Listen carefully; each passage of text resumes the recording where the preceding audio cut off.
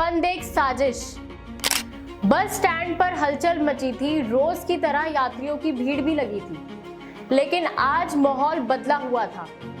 एक कोने में एक लावारिस सूटकेस पड़ा था, जो शायद किसी का रह गया हो या फिर जानबूझकर किसी ने छोड़ा हो। और फिर पुलिस पहुंची, भीड़ पीछे हटी, सूटकेस की जिप खोली गई और फिर सन्नाटा छा गया। सूटकेस के अंदर थी युवा नेता हिमानी नरवाल की लाश। नमस्कार, स्वागत है आपका जीबीएन 24 में और मैं हूं आपके साथ मानसी सहगल। इस कहानी की शुरुआत 24 घंटे पहले हुई थी। हरियाणा के रोहतक में कांग्रेस नेता हिमानी नरवाल की हत्या के बाद शव सूटकेस में फेंक दिया गया था। वहीं सोमवार को पुलिस ने हत्याकांड से जुड़े मामले में एक युवक को गिरफ्तार भी किया है, जिसकी पहचान सचिन के रूप में की गई है। आरोपी बहादुरगढ़ का रहने वाला है।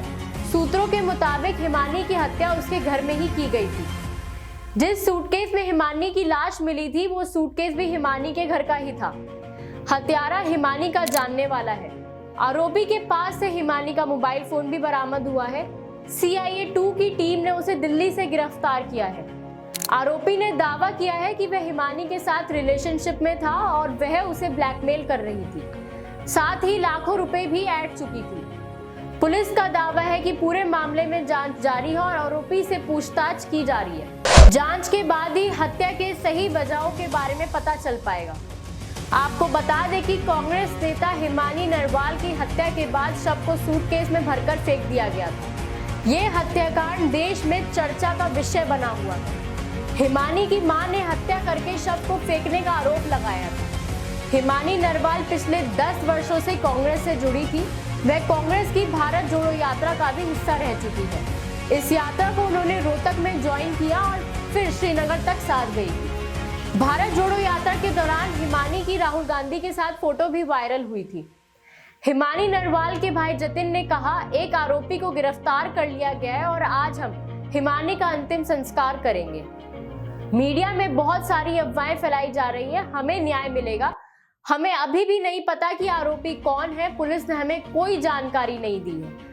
हम आरोपी के लिए मौत की सजा चाहते हैं। हिमानी नरवाल हत्याकांड पर उनकी मां का भी बयान आया था। उन्होंने कहा, मुझे यकीन है कि आरोपी कोई जाना पहचाना व्यक्ति है, या तो पार्टी का कोई व्यक्ति है, उसके कॉलेज का कोई व्यक्ति या हमारा कोई रिश्तेदार। केवल वे ही घर आ सकते हैं। मुझे यकीन है कि किसी ने उसके साथ कुछ करने की कोशिश की थी और उसने विरोध किया, जिसके कारण यह हुआ। उसने कुछ भी गलत बर्दाश्त नहीं किया है। मैं आरोपी के लिए मृत्यु दंड चाहती हूँ। सरकार की ओर से अभी तक किसी ने हमसे संपर्क नहीं किया है। हिमानी नरवाल अब इस दुनिया में नहीं है, लेकिन उनके सवाल जिंदा है। उनके मौत के पीछे क्या है सच्चाई? कुछ हत्याएं वक्त के साथ भुला दी जाती हैं, लेकिन कुछ कहानियां इतिहास बन जाती हैं। क्या सच सामने आएगा या ये मामला भी किसी पुरानी फाइल में दबा दिया जाएगा? सूटकेस बंद था, लेकिन सच को कब तक बंद रखा जा सकता है? फिलहाल केस की पूरी सच्चाई तो इन्वेस्टिगेशन के बाद ही साफ हो पाएगी। पर आपको क्या लगता है, इस केस की सच्चाई सामने आएगी या फिर इसे भी फाइल्स में दफन कर दिया जाएगा? हमें अपनी राय कमेंट कर जरूर बताएं।